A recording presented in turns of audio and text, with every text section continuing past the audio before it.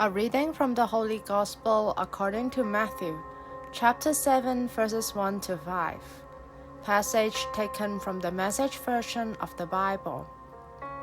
Don't pick on people, jump on their failures, criticize their faults, unless, of course, you want the same treatment. That critical spirit has a way of boomeranging. It's easy to see a smudge on your neighbor's face and be oblivious to the ugly snare on your own. Do you have the nerve to say, "Let me wash your face for you," when your own face is distorted by contempt? It's the whole traveling roadshow mentality all over again, playing a holier-than-thou part instead of just living your part.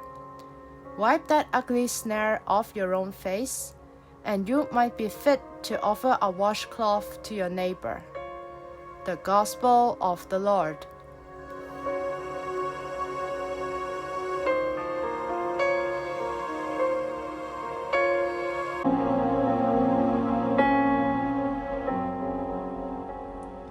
Reflections on the Gospel according to Matthew chapter 7 verses 1 to 5. It was Saint Teresa of Calcutta who said, "If you judge people, you have no time to love them." Pope Francis gives a beautiful reflection on the theme of not to judge others. And he says, "A person who judges always gets it wrong, becomes confused, and is defeated. Because one who judges puts himself in the place of God who is the only judge. Taking the place of God means he is taking the wrong place. And Pope advised us to defend others and avoid judging them. And Jesus defined those who act as judges as hypocrites, believing that he has the authority to judge everything, people, life. He also assumes that he has the capacity to condemn. When God judges, he takes time and he waits.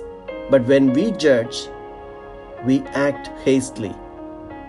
Pope Francis further clarifies that when you are judgmental on someone, you become so obsessed with that person, sometimes losing sleep over that speck in the eyes of the other.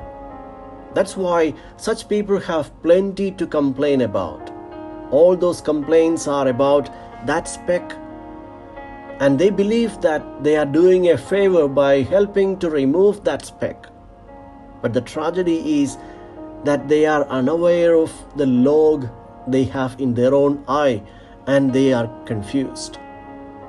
In this way, one who judges is a person who confuses reality. One who judges becomes defeated, says Pope Francis. They cannot but be defeated because the same measure will be used to judge them, as Jesus says in the Gospel of Matthew. Who is the loser? The one who is judged by the same measure by which he judges is the loser.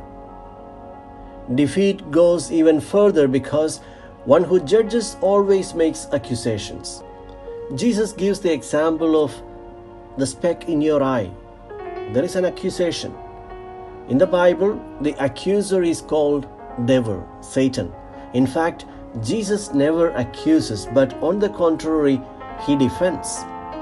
He is the first paraclete. Then he invites the second, the Holy Spirit, to us. Jesus is the defender. He is before the Father to defend us against all the accusations. If we want to go on Jesus' path, more than the path of the accuser, we must be defenders of others. Jesus advised us to defend those who are subject to something bad. Do not complain and do not gossip. Instead, defend the accused, because gossips and complaints are forms of judging. The one who judges is an imitator of the prince of this world, who always goes against people to accuse them before the Father.